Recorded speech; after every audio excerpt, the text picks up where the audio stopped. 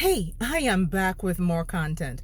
Now, President Trump recently took office, and in his first few hours, he signed dozens of executive orders. But one of those executive orders stood out for me.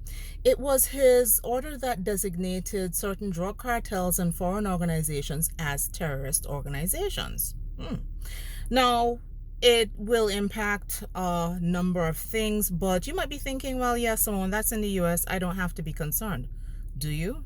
Do you? Actually, it may have just expanded the scope of your compliance responsibilities.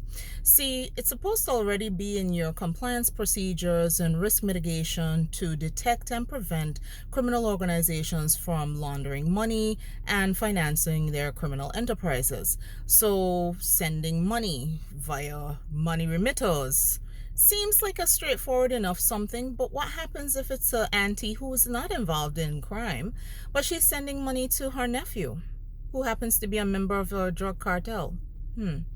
Now you're in scope.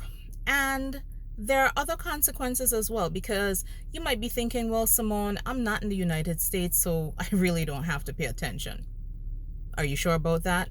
If you use the US dollar or the US Correspondent Banks, then you're in scope.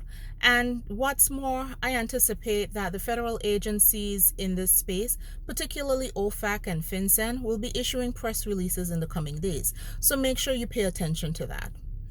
Is there anything else? Yeah.